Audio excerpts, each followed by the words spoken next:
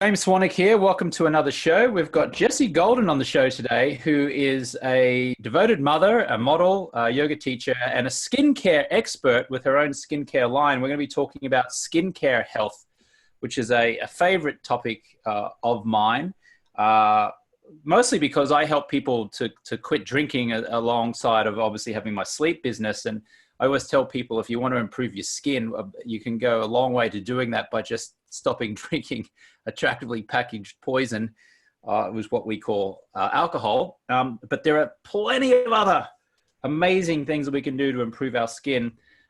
Jessie, great to have you here. Thank you Welcome. so much. Thank you for having me. I can already tell you have wonderful skin. I hope you can tell that I have magical skin as You well. And do. You do have magical skin. so, what do you do? Like, what's your skincare regimen, if you like, just to kick things off? Yeah. I mean, I think, the face tells what's really going on the inside, kind of like you were talking about. So being healthy, not drinking, and doing all of those basic things. But what I put on my skin topically is all my skincare is organic. And currently I handcraft everything still to this day.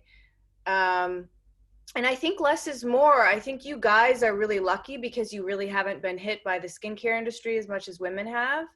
But for years, women have been told that they need like 10 different products to achieve beautiful skin. And I'm really an advocate of one great organic skincare line that works for you or product and just being consistent with it.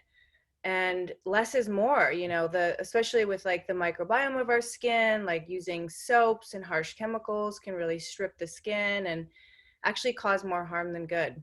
So And our skin is our body's largest organ. yes.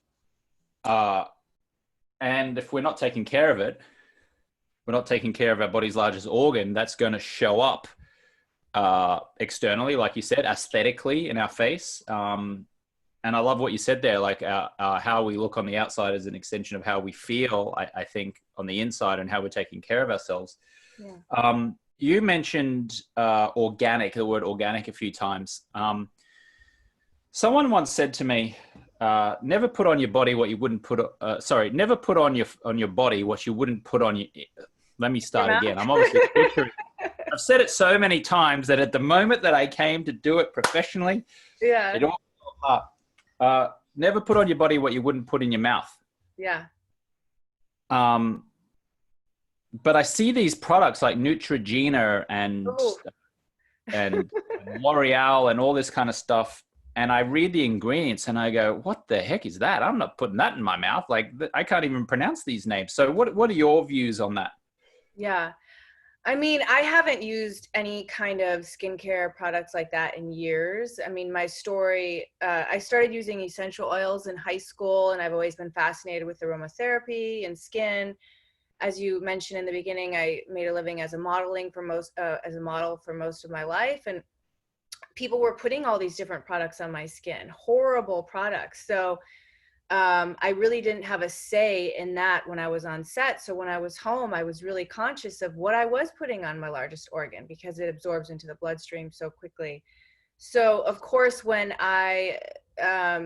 my company was an accidental business, so I started making all these skincare products for myself. And then I had a blog where I was just sharing, I'm a yoga teacher, so I was sharing yoga stuff, holistic health stuff, parenting, spirituality, and eventually that transferred into, what are you putting on your skin? And everybody would always ask me, what are you wearing? Your skin looks so great, and I was just kind of like, it's my golden secret, which is the name of my company. My last name is Golden.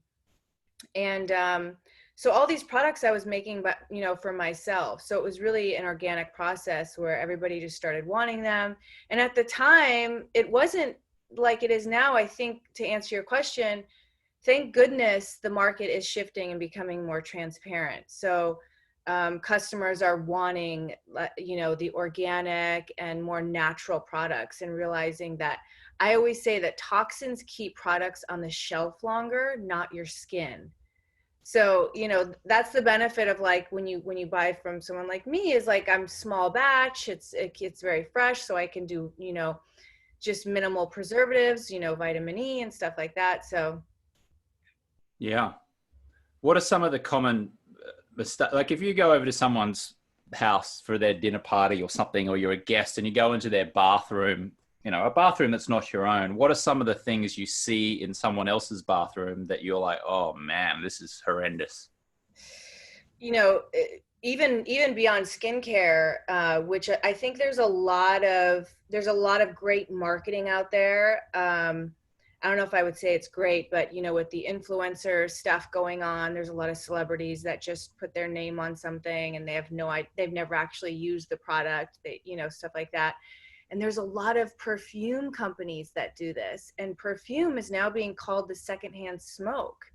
It's so like the new secondhand smoke. It's so I don't use perfumes. I don't use anything with chemicals or toxins or anything that's going to disrupt my hormones or anybody else's. I think that's why they're calling it the secondhand smoke, because you're not only affecting yourself, but anybody that has to deal with the scent that you're wearing is also being affected. Yeah.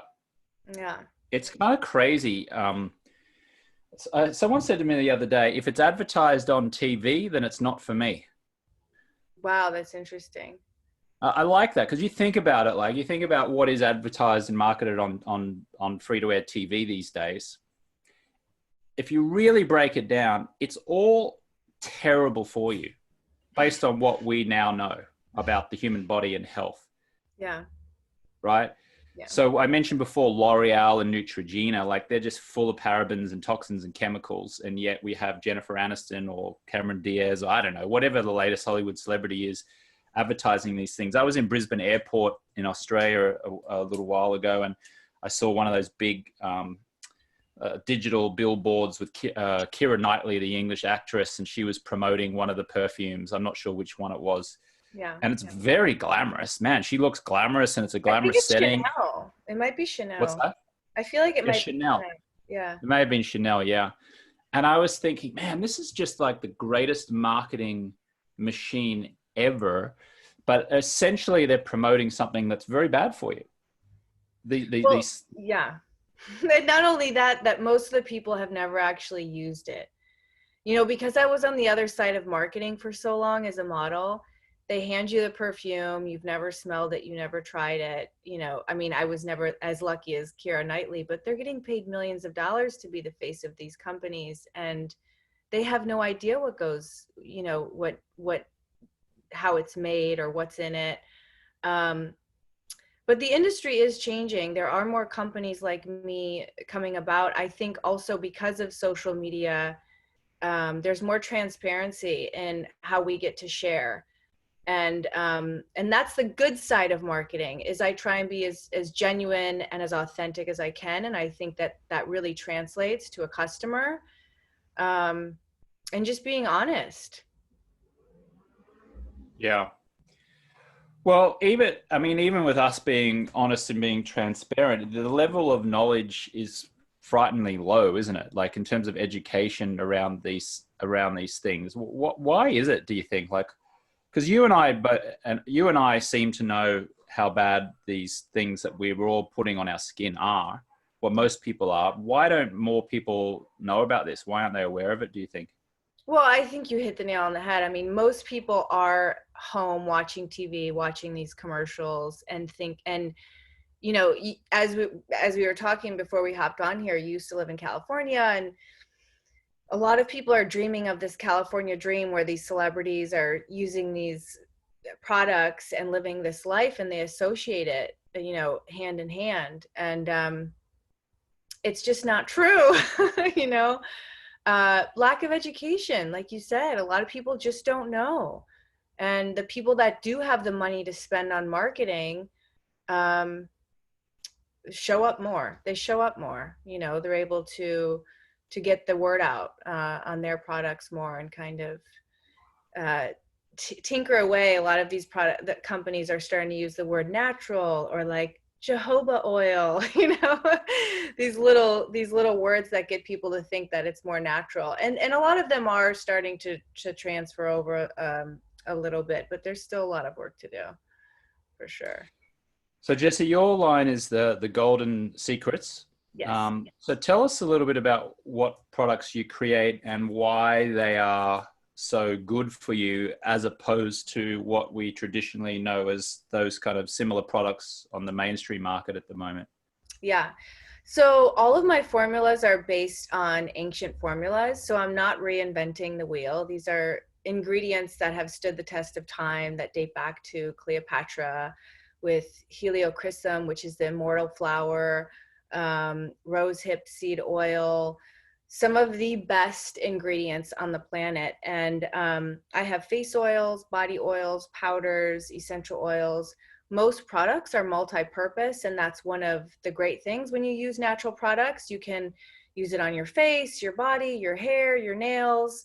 Um, and then a big part of just the products in themselves for me when I was creating my line is having been on the other side of the industry and having everything be more of a superficial level. I really wanted to bring it beyond the skin. So every product comes with an affirmation card with specific affirmations to encourage people to take a moment to tune in with themselves and give themselves a little moment of self-love. And women more than men, although I don't know, your skin looks pretty good, so you might spend a lot of time taking care of it, but looks really good, by the way. We're doing all these things all the time. We're brushing our teeth, we're washing our face, we're putting products on. So why not bring some mindfulness into it and turn it into like a little ritual of self-love? And that's really what I love encouraging. Like, the products in themselves are some of the best in the world. Like, the ingredients, you can't get any better. The formulations are insane, but also on top of it, encouraging you to create these rituals of self-love. And I believe self-love is the foundation for everything thereafter. So that's kind of what sets me apart from other companies. I'm in alignment with you there on self-love and self-care. Self-care is another way of Yeah. saying it. I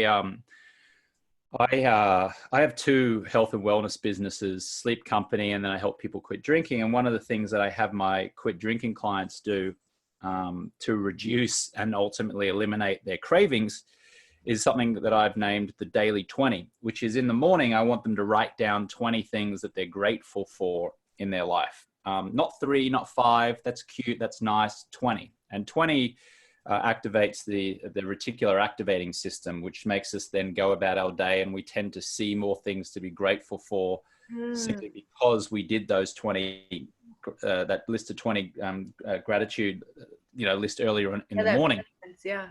Yeah, because when you reduce your stress and anxiety, it reduces your cravings for alcohol or sugary foods, or for any addiction. Quite frankly, it could be like TV or porn, or it could be like love addiction. It could be anything.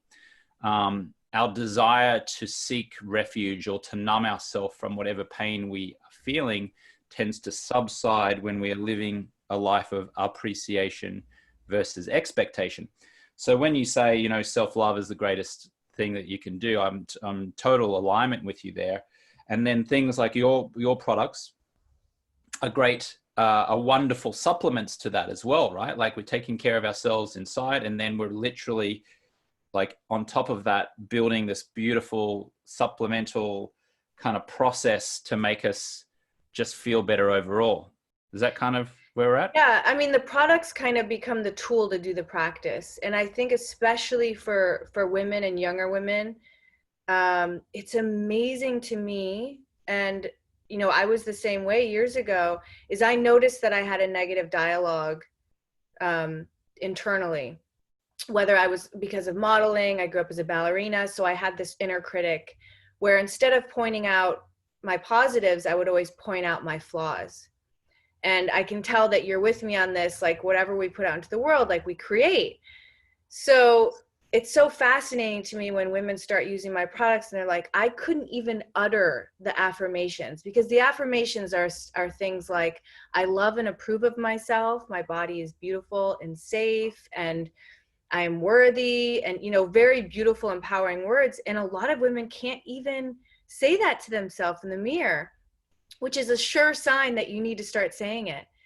And it's so amazing when you use the products hand in hand with this practice, kind of like your gratitude practice, what happens, the shift that happens, because we all know, yes, topical treatments are amazing, but they can only go so far. You have to do the inner work, and you can tell the people that do the inner work because they have an inner glow that just shines despite what they're putting on the skin. And I kind of do like a back end process where I use the product to do it. But it's working and it's amazing. I had a meeting today with one of my girls that works with me, and it's just, I feel like everything is coming together where we're just starting to get, you know, so many reviews a day, 5-star reviews and DMs and before and after pictures, and just women like coming to life. We have more women than men that use our products, so I keep referring to women, but we do have some men. Yeah. It's just so I love getting these DMs and messages where people are like, oh my gosh, like I've created this ritual and my life is complete, like their life has changed because of this little ritual of skincare, you know. I love it. I'm sending you a DM right now at the Oh, Golden good. Secrets, the Golden Secrets Instagram account. If you're listening, the Instagram is the Golden Secrets, and message. Here we go. I'm gonna actually just say, love what you're doing. I was gonna say love your work, but that's a bit. Love the good you are putting out in the world. There we go. So there's there we go. Golden Secrets on Instagram. So I wanted to ask you a skincare question, which maybe some of your women clients or customers experience. I think I have pretty damn good skin because I haven't drunk since 2010, and I've always been putting natural products on my face, sticking by the mantra that if I wouldn't put it in my mouth, then I'm not going to put it on my face. Having said that, I went to a dermatologist recently, and we wanted to just check that a couple of sunspots that I had weren't cancerous. Thankfully, they were not. However, I still have sunspots nevertheless. If I go really close here, there's one that's right there that's kind of coming up a little bit. So thankfully, there's no cancer in it, which is fantastic. I grew up in a very harsh Australian climate where the sun, there's, you know, the ozone layer is not as protective as it is in the northern hemisphere. And most of the damage to our skin, I was told by the dermatologist, is done from birth until age 20. And then thereafter, you're playing catch-ups. Of course, still wear a hat and all of that kind of stuff for sure. Protect yourself. But really, most of the damage that's been done to my skin by the sun happened before I turned 21, essentially. So I guess my question to you is twofold. One, what should I do for a sunspot? What do you advise your clients to do? And two, what can people who are watching or listening now do to protect themselves from damage from the sun ongoing, if they're an adult, obviously? Yeah, this is an interesting topic for me because I have always been in the sun. I'm kind of a sun worshiper. I grew up in the opposite climate that you grew up in. I grew up in Chicago where we rarely saw the sun. So I kind of worshiped the sun. Like when it came out, we were laying out with tanning oil. And I did this, you know, any chance that I got. And then I moved to Florida. Same thing. I was in the sun all the time, never wore sunscreen. I have a lot of melanin in my skin, so I never was one to burn. And then when I was modeling all through my 20s, skincare, makeup artists, my agents would say, you're going to look horrible in your 40s if you continue to do this and you don't wear sunscreen and stuff like that. Well, I'm 41, I'm about to be 42, and I think I still look pretty good. So I have this theory about the sun. I think everybody is different, obviously, and that your climate also depends on it. Like in Australia, you have to be very careful. Depending on the melanin in your skin, that determines how long you can stay in the sun. Right. I think that sunscreen has really given a lot of people a false sense of security, but because it completely blocks our body's own signals of telling us we've had enough sun.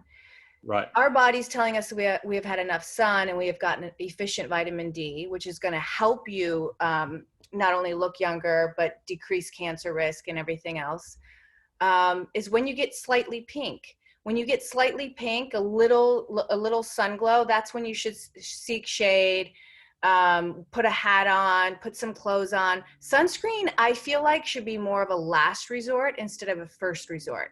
I don't think we were created to have to lather anything on our body every single day. So I think that's the first thing and foremost. And then also with the sun and sunspots, a lot of it has to do with diet. I've read studies, and I'm not an expert in this. I've just read a lot about it. It could be an over intake of protein, sunspots, and also like taking things like Extensithin, microalgae, tons of antioxidants, like as many different fruits and vegetables as you possibly can also help you not get burned, not get sunspots. And then topically, I think you're doing the right thing as far as using natural products.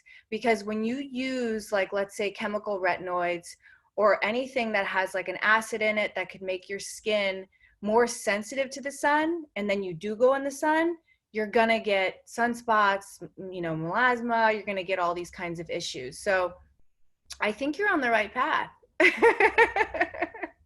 Thank you. I hope that was helpful as well to anyone who might be experiencing that or concerned about that. Yeah, I get a lot of pushback from especially my parents who are from an earlier generation, and also from other people when I don't put sun cream on, especially in December when we tend to go to an island called Stradbroke Island off the east coast of Australia for Christmas. And what I do is because the sun is harsh in Australia in December, really harsh. I know. I've been there, and I do remember it was like I had to get out. I mean, I couldn't stay in the sun nearly as long as I would here. No. Yeah. So what I do is I go out in 15-minute blocks. So what that means is that, I won't put sun cream on, but I'll go out and I'll be in the sun for 10 or 15 minutes. I might go in the ocean and have a swim for 10 minutes, and then I'll come back and I'll put a shirt on and I'll put my hat on and glasses, and I'll cover myself up, right? And I've got a long sleeve shirt, and I cover myself up, and then maybe 45 minutes, an hour later, depending on how long we're going to stay at the beach, I'll just remove it and I'll expose myself to the sun again. So for me, whether it's a placebo effect or something different, I just feel like my body was designed to get the sun. I want to give it the sun, even though it's particularly harsh. I'm just going to limit my time. I'm going to cut it off so I'm not getting sunburned. I'm not doing damage. The problem is if especially with my bald head, if I was to go out with no sun cream, no hat, no protection, and stay up there for even an hour, I would be like a red lobster in the Australian sun. Yeah. And my son is a surfer, so like there are times where he does have to use sunscreen, and when we do, we try and find the most natural, organic, non-nanoparticle, coral reef safe sunscreen.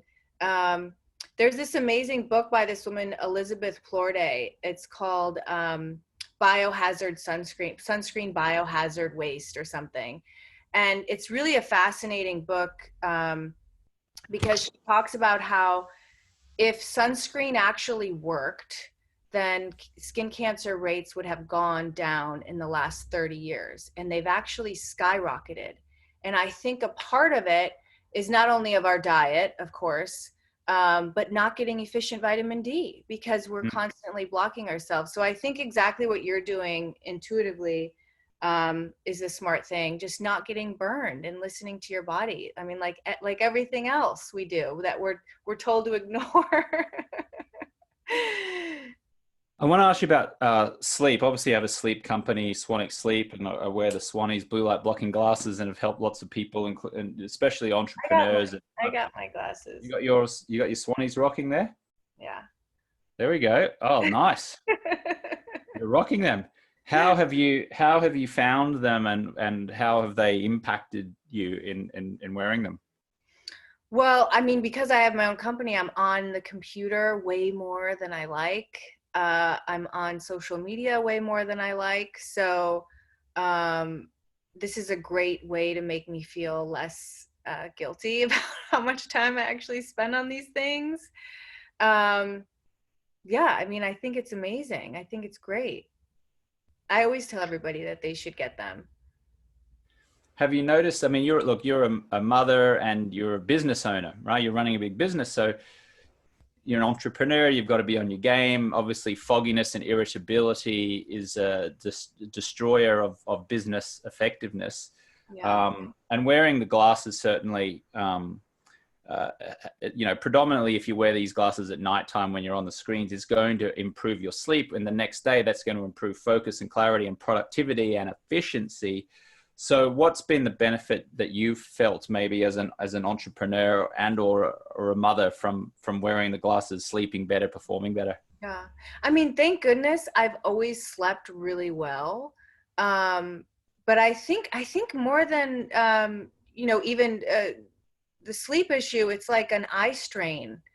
Like whenever I feel like my eyes are straining just from looking at the screen too much, that's what will remind me to put them on more than like the blue block and the melatonin and all that stuff. Yeah. Yeah, wonderful. And tell us, how do you organize your work day in conjunction with whatever it is that you like to do in terms of your personal life or hobbies and interests, and being a mum as well? Like what's a typical day for Jessie look like, and how is it structured purposefully and like that, for chief optimization and overall health and wellness, I guess? I kind of break it up in sections. I've been going through different phases since this whole quarantine thing. Um, so I'm working from home, but I try and get most of my work done in the morning. That's when I'm most productive.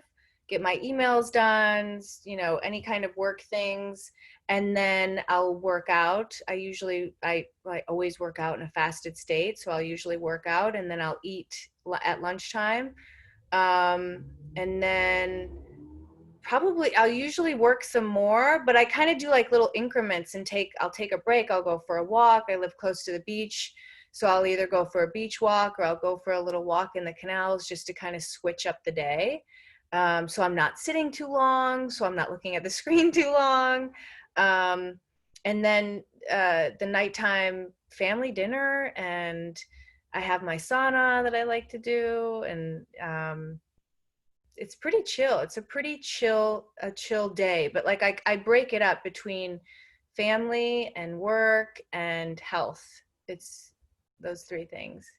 And you feel like you have a nice balance there? Yeah, I mean, I think seeking balance is constantly the balance within itself. Mm. Some days are better than others where I feel like work kind of takes over.